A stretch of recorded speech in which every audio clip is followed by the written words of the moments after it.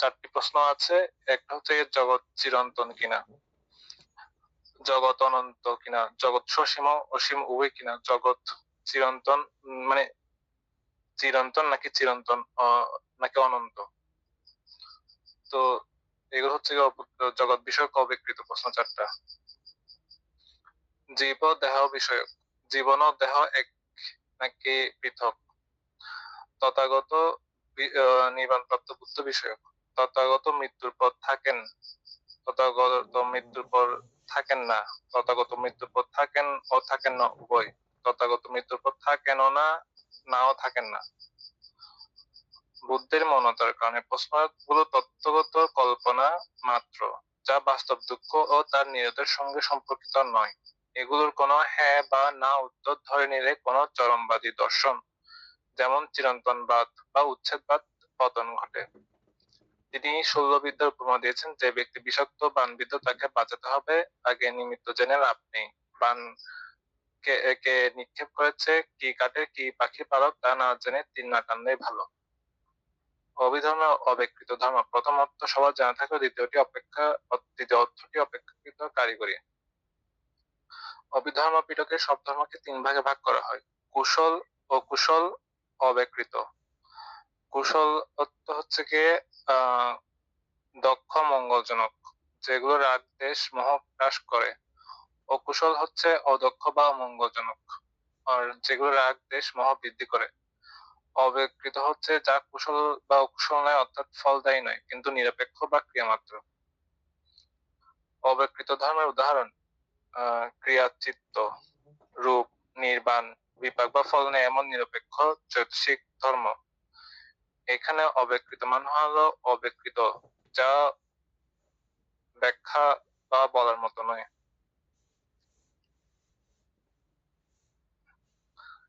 কেন অব্যক্ত জানা জরুরি? প্রায়োগিক জ্ঞান। বুদ্ধবাদী পথচারী অব্যক্ত প্রশ্ন নিয়ে সময় নষ্ট না করে বরং চারিয়ার্য সত্য অষ্টাঙ্গিক মার্গ অনুশীলনে মন দেন। জ্ঞান তত্ত্বেও সীমা, কিছু বিষয় ইন্দ্রিয় বা তর্কের অতীত, সেগুলোর হ্যাঁ না ধরে নিয়ে বিপদে যাওয়া হয়। ধর্ম বিশ্লেষণে নির্ভুলতা। অভিধর্ম অব্যক্ত ধর্ম চেনা মানে কর্মতত্ত্ব সঠিকভাবে জানা, কারণ সব ধর্মই ফল দেয় না, কিছু শুধু ক্রিয়া মাত্র। জানতে এটা হচ্ছে অব্যক্ত নিয়ে কথা। ইনি অব্যকৃত সম্পর্কে যেটা ধারণা হয়েছে এবার বলো।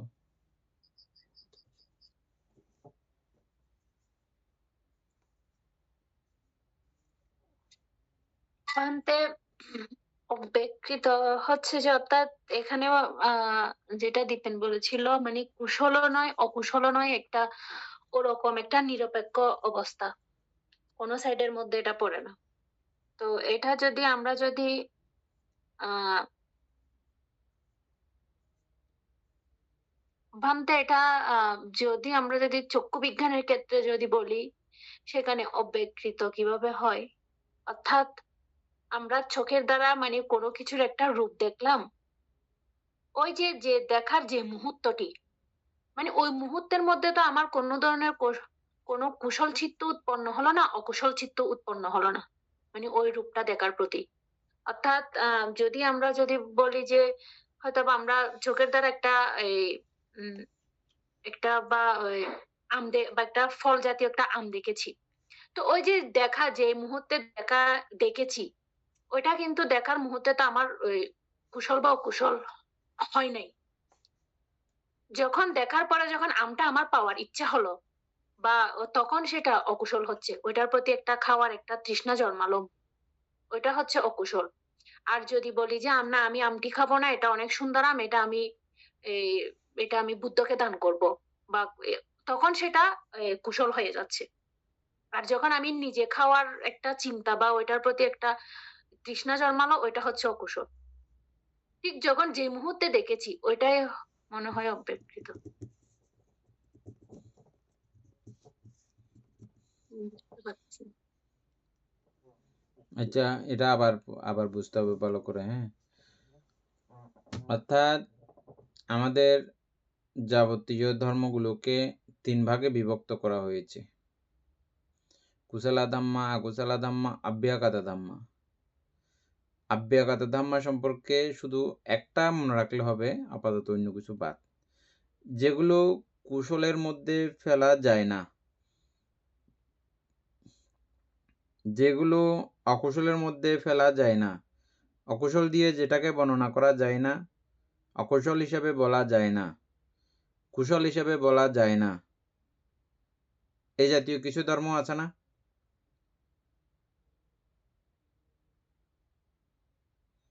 যেগুলোকে কুশল বলা যায় না, অকুশল বলা যায় না, এরকম কিছু ধর্ম আছে না নাই?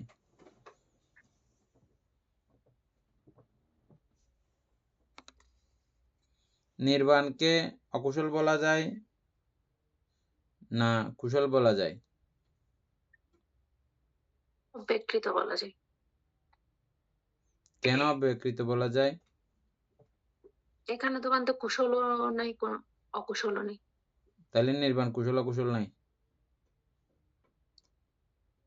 ভান্তে এটা তো অব্যকৃত ধর্ম, এটা নিরপেক্ষ না নির্বাণ। সব লাভলি কুশলে বাবা তো বলেন তো। বান্ধব উনি স্কুলে গেছেন।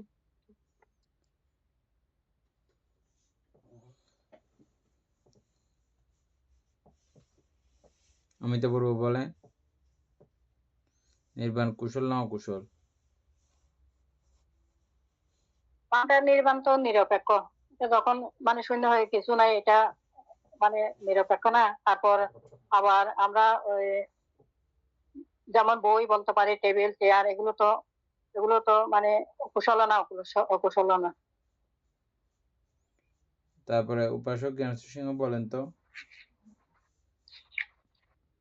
অব্যকৃত সম্পর্কে আপনি কি বুঝছেন? মানে বান্তে অব্যকৃত যেটা মানে ব্যাখ্যা হয় না বা যেটা মানে বিশদ আলোচনা হয় না, সেটাই তো হচ্ছে অব্যকৃত। কুশলের তো বলা যাবে, অকুশলেরও বলা যাবে, কিন্তু অব্যকৃত যেটা সেটা বিশদভাবে মানে সঠিক কিছু বলা যাবে না। যেমন এখানে বলা হয়েছিল যে তথাগত নির্মাণ প্রাপ্তির পর থাকেন থাকেন না, সেরকম একটা ব্যাপার। তারপর যেমন জগৎ অনন্ত বা ধ্বংসশীল, সেরকম একটা ব্যাপার।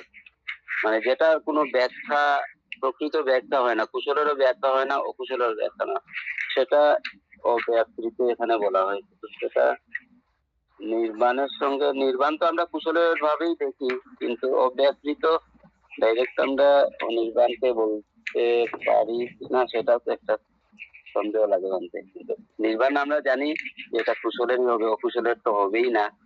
আর অব্যকৃত হচ্ছে মানে ব্যাখ্যা দেওয়া। তো ব্যাখ্যা তো আমরা নির্বাণ বলতে শূন্যতা, সেটাও একটা ব্যাখ্যা দিতে পারি যে শূন্য, সেটা আমরা বলতে পারি। কিন্তু মানে তথাগত নির্বাণ প্রাপ্তি মহাপরিনির্বাণ প্রাপ্তির পর থাকেন বা থাকেন না, সেরকম একটা কেউ বুদ্ধও বলেননি বা কেউ বলেননি। তো সেক্ষেত্রে এটা অব্যকৃত ব্যাপার, সেটাই বলতে। দীপেন বাবু তো পড়ছেন, বলেন তো।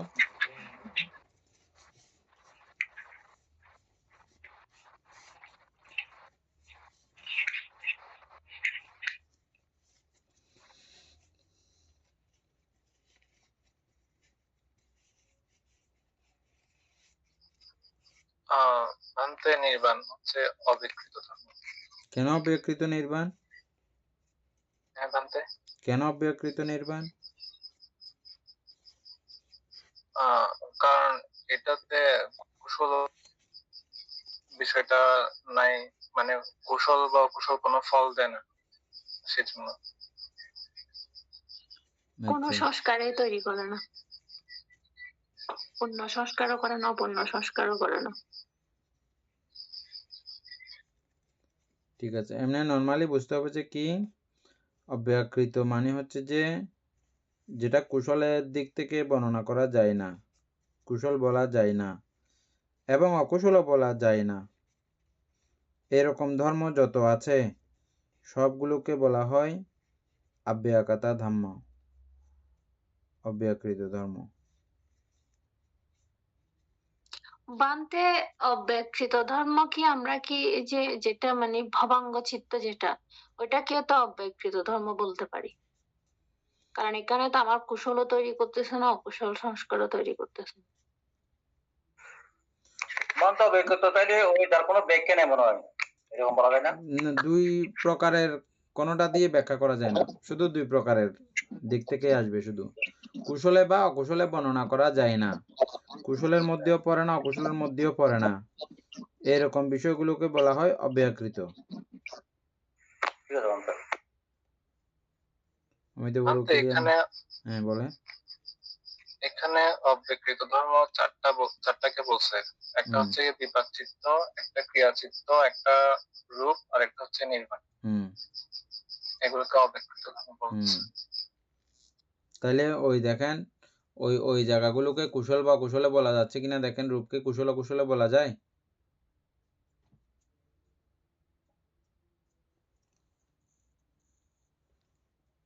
না ভান্তে। এরকম। আচ্ছা যাই হোক, তাহলে আমরা অব্যয়কৃত ধর্ম বুঝলাম। তাহলে কুশলের প্রত্যয়ে অব্যয়কৃত ধর্ম, কুশলের উপনিশ্রয়ে অব্যয়কৃত ধর্ম, অকুশলের উপনিশ্রয়ে অব্যয়কৃত ধর্ম। ভান্তে কুশল অব্যকৃতের উপনিশ্রয়, এটা একটু ওই তো কুশল অব্যয়কৃতের উপনিশ্রয় একদম সোজা না। কুশলের প্রত্যয়ে ফল উৎপন্ন হয় না, বিপাক উৎপন্ন হয় না, তো বিপাকটা তো অব্যয়কৃত। বিপাক সর্বদাই অব্যয়কৃত, এভাবে আমরা জানি। এটা যে বিপাক হবে হোক, কুশলের বিপাক হোক বা অকুশলের বিপাক হোক। খুব সুন্দর একটা কথা বলেছে দীপেন, যেখানে পড়ছে এখানে নিশ্চয় খেয়াল করছো। যেগুলো আমার নির্বাণ প্রাপ্তির জন্য, দুঃখ মুক্তির জন্য কাজে লাগবে না, ওই বিষয় এত বেশি মাথা নাড়ানাড়ি করার দরকার নেই। যেগুলো মাত্র শুধু আমার নির্বাণের জন্য, নির্বাণ প্রত্যক্ষ করার জন্য অত্যন্ত কাজের, ওগুলো নিয়েই আমাদের মূলত জানতে চাওয়ার বিষয়। অব্যয়কৃত সম্পর্কে এরকম একটা মৌন না বোধক মা, এটা এত বেশি জানার দরকার নেই, এরকম একটা কথা যে আসছে, খেয়াল করেছো? এনি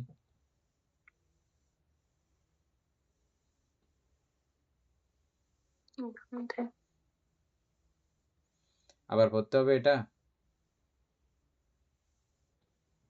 ভান্তে অব্যকৃত বলতে এটা আমি এখনো ক্লিয়ার হতে পারতেছি না। এটা আরো কয়েকবার পড়লে তো ক্লিয়ার হবে, আমি বুঝতেছি এটা। উপাসক দীপেন বাবু, এটা সুন্দর করে পড়েন আবার, খুব আস্তে আস্তে করে।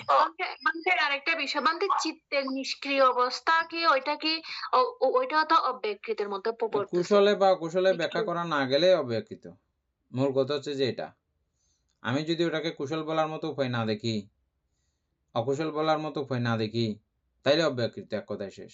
এখন বোঝা গেছে? এখন তার মানে এটা বুঝবো সক্রিয় অবস্থা হচ্ছে যে কুশল, আর অকুশল নিষ্ক্রিয় অবস্থা হচ্ছে যে অব্যকৃত। সক্রিয় অবস্থার মধ্যে সবগুলো কুশল অকুশল হবে এরকমও ব্যাপার নাই। যেমন আমার ক্রিয়াচিত্ত, তখন আমার চিত্ত সক্রিয় অবস্থা, তখন তো ক্রিয়া মাত্রই অব্যকৃত। কেন? ক্রিয়াকে আমি কুশল অকুশল কোনোটা বলতে পারতেছি না।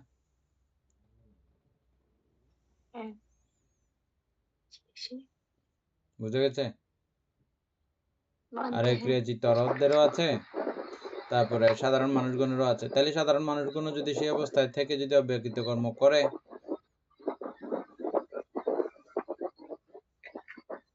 বুঝে গেছে না? তার মানে ভান্তে আমাদের চিত্তটা ভান্তে সবসময় যে মানে কুশল চিত্ত উৎপন্ন করে না, আবার সবসময় আবার অকুশল চিত্ত উৎপন্ন করে না। মাঝে মধ্যে আমরা সবসময় কি আমরা কুশল চিন্তা করি, বা আবার সবসময় তো আবার অকুশলও করি না, মনের মধ্যে আসে না। তো যেটা আসে না মানে যে মুহূর্তে থাকে ওইটাই তাহলে অব্যকৃত। কুশল অকুশল কোনোটার মধ্যে না পড়লে তখন অব্যকৃত বলতে হবে। ও কথাটার মধ্যে সবকিছু সুন্দর করে আছে। হ্যাঁ, এটা আবার একটু শুনলে মনোযোগ দিয়ে আমার মনে হয় ক্লিয়ার হয়ে যাবে। দীপেন বাবু আরেকবার। আমি এমনিতে গ্রুপে দিছি। ঠিক আছে, এটা বারে পড়ে নিলে হবে। আচ্ছা ভান্তে, ওই আরেকটা যেটা প্রশ্ন ছিল, কিভাবে কুশল অব্যকৃতের উপনিশ্রয়, সেটা নিয়েও এখানে বলেছে। তো এখানে 13 বা ত্রিধর্ম উপনিশ্রয় প্রত্যয় 3 ধরনের। আরম্ভন উপনিশ্রয়, যেটা হচ্ছে দর্শন বা শ্রবণের বস্তু হিসেবে অভ্যাস।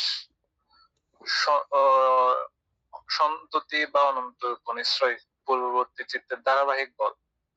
বিপাক উপনিশ্রয়, পূর্বকৃত কর্মের পরিপাকজাত বল। আমাদের বাক্যটি প্রধানত প্রথম ও দ্বিতীয় প্রকার বোঝায়। উদাহরণ, কুশলের কারণে নির্বাণ, এটা হচ্ছে কি অব্যকৃত। নির্বাণ একটি অব্যকৃত ধর্ম। সকল সংস্কারোত্তীর্ণ কুশল ও কুশল নিরপেক্ষের গুণাতীত, তবে অভিধর্মের শ্রেণীবিভাগে অব্যকৃত বলা হয়। একজন ব্যক্তি ধ্যান বা অন্তর্দর্শন ভাবনা বারবার অনুসরণ করেন। এই কুশলের প্রবল অভ্যাস তার চিত্তকে পরিপক্ক করে, যার ফলে একসময় নির্বাণ সাক্ষাৎ হয়, যা অব্যকৃত। এখানে পূর্ববর্তী কুশল ধর্ম নির্বাণ লাভের জন্য নিকটতম সত্য, অর্থাৎ কুশল অব্যকৃতের উপনিশ্রয়।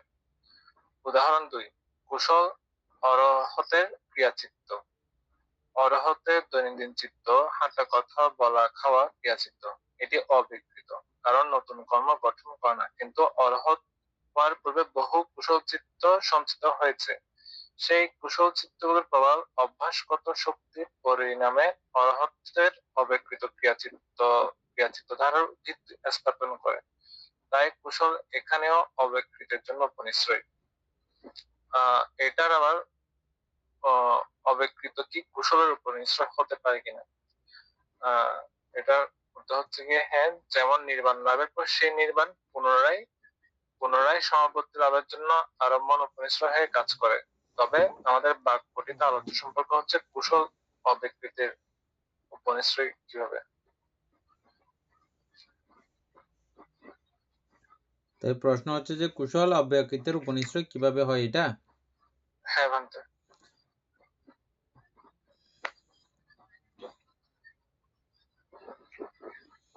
আমরা তো ভান্তে এখানে কুশলকে কেন্দ্র করে অরহতগণ ক্রিয়াচিত্ত উৎপন্ন করেন নাকি করেন না? করেন ভান্তে। তো যদি করেন তাহলে কুশলের উপনিশ্রয়ে অব্যকৃত হয়েছে কিনা? হ্যাঁ ভান্তে। আর দরকার আছে প্রমাণ?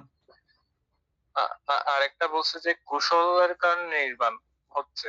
হ্যাঁ, তো কুশলকে কেন্দ্র করে, আমি কুশলকে হেতু করে আমি নির্বাণ প্রত্যক্ষ করতেছি।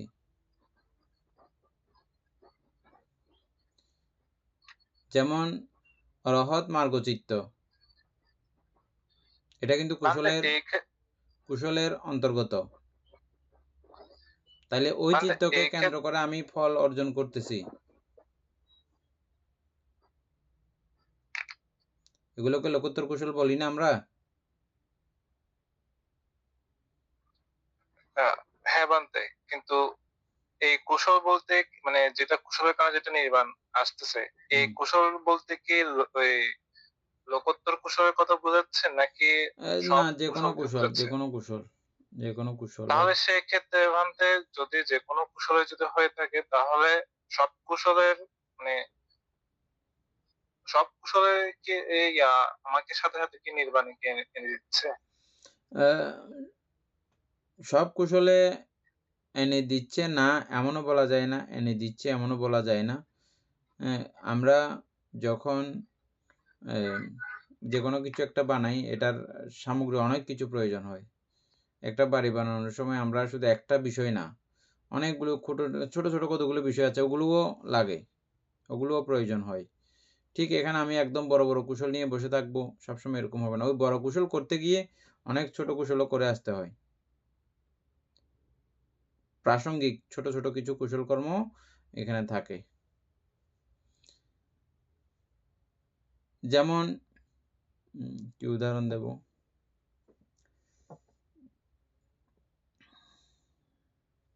আমি একটা স্কুল বানাইলাম, এটা বড় কুশল। স্কুলকে কেন্দ্র করে স্কুলকে রক্ষণাবেক্ষণ করার আরো অনেকগুলো খুঁটিনাটি দায়িত্ব আছে, কর্তব্য আছে, ওগুলোও কিন্তু কুশলের মধ্যে সবগুলো। হ্যাঁ, এটা ঠিকঠাক উদাহরণ হচ্ছে না। তো ঠিক একইভাবে যদি আমরা এরকম আমি ধ্যান করব, ভাবনা করব, এটা বড় কুশল। আরও ছোট ছোট সাইড কুশল অনেকগুলো প্রয়োজন হয় আমার ধ্যান পর্যন্ত যাওয়ার জন্য। যেমন আমাকে এখানে শিলে পরিপূর্ণ হয়ে যেতে হয়, তাহলে এটাও কুশল। হ্যাঁ, তারপরে শিলে পরিপূর্ণ করার জন্য, চিত্তকে কোমল করার জন্য, চিত্তকে মোলায়েম করার জন্যে আমার দানাদির প্রয়োজন হয়েছে, এবং চিত্তকে ত্যাগদীপ্ত করার জন্য আমার দানাদির প্রয়োজন হয়েছে। হ্যাঁ, এভাবে করতে করতে চিত্ত শক্তিশালী হইলেই ক্রমান্বয়ে শিল পালন করা যায়, এবং শিলে সুশক্তি সম্পন্ন হইলে তখন আস্তে করে ধ্যানে মনোনিবেশ করা যায়, চিত্ত শান্ত হয়, দান্ত হয়, তখন ধ্যান করা যায়। তাহলে ওই যে সাইটগুলো আছে না এরকম, কি প্রশ্ন ছিল যে কোথা থেকে কোথায় চলে গেলাম?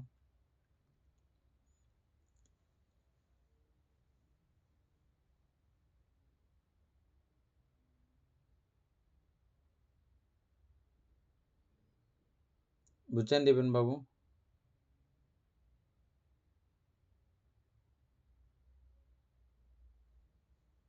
বুঝা যায় নাই না?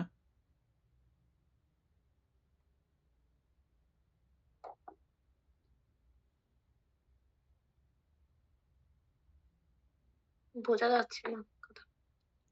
দিবেনের কথাগুলো আসতেছে না। বানতে নির্বাণ ছাড়া আর অন্য কোনো উদাহরণ দেওয়া যায় না। নির্বাণ তো অব্যকৃত ওই ধর্ম, তো সেটাও বুঝলাম। বিপাক বললেই তো হয়ে যাইতো। বানতে বিপাক বলতে যে ফলটা পাচ্ছে, যদি কুশলের ফল যদি হয়, তাহলে ওই ফলটা তখন আমার চিত্ত কি তখন ওই মুহূর্তে বা একটা শান্ত অবস্থায় থাকে, বা একটা আনন্দ লাভ করে। ওই সময় তো আর কুশল অকুশল কোনো কিছু হচ্ছে না। যদি অকুশল হয় বা কোনো অকুশলের বিপাক হয়, তখন তো বান্তির চিত্ত অনেক সময় ক্রোধান্বিত হয়ে যায় না? ওটা আমরা আলাদা, অনেক সময় এটা পরবর্তী হিসাব। বিপাক তো বিপাককে কেন্দ্র করে তুমি আবার নতুন করে কিছু করলে এটা আলাদা হিসাব।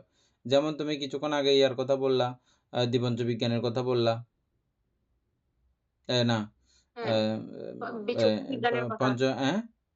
চক্ষু আদি, চক্ষু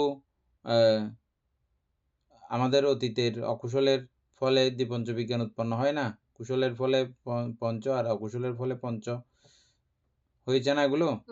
ওই পর্যন্ত এটা আমার অতীতের বিপাক, অতীতের অকুশলের বিপাক এবং অতীতের কুশলের বিপাক। এটাকে কেন্দ্র করে আমি আবার করলে এটা নতুন হিসাব, পুরনো হিসাব ওখান পর্যন্ত। আমি যে এটা দেখতেছি আমার অতীতের কুশলের কারণে আমি সুখজনক জিনিস দেখতেছি, অকুশলের কারণে আমি দুঃখজনক জিনিস দেখতেছি। এটাকে কেন্দ্র করে আমি আবার কিছু করলে এটা আমার আবার বর্তমানের হিসেবে এটা তোমার ওইটা দিয়ে মিলতেছে অব্যয়াকৃতের প্রত্যয়ে কুশল। তাহলে ওই অব্যয়াকৃত বিষয়কে কেন্দ্র করে তুমি যদি আবার কুশলের দিকে টানো এটাকে, বা কুশলের দিকে টানো, যেদিকেই টানবা। আর ওটা হচ্ছে কুশলের অব্যকৃতের উপর নিশ্চয়। কুশল কর্মের যে বিপাকটাই হচ্ছে যে অব্যকৃত ফলটা। পুনরায় আমি যখন আবার আরেকটা চিত্ত উৎপন্ন করবো, তাহলে এটা এক চিত্ত, এটা আরেক চিত্ত। ওটা হচ্ছে তখন ওই অব্যয়াকৃতের প্রত্যয়ে, অব্যয়াকৃতের উপনিশ্রয়ে কুশল।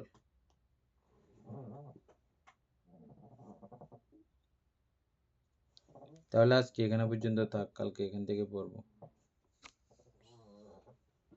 সদ্ধর্মপ্রাণ প্রিয় উপাসক উপাসিকা বৃন্দ, সদ্ধর্মপ্রাণ অভিধর্ম পিপাসু দায়ক দায়িকা বৃন্দ,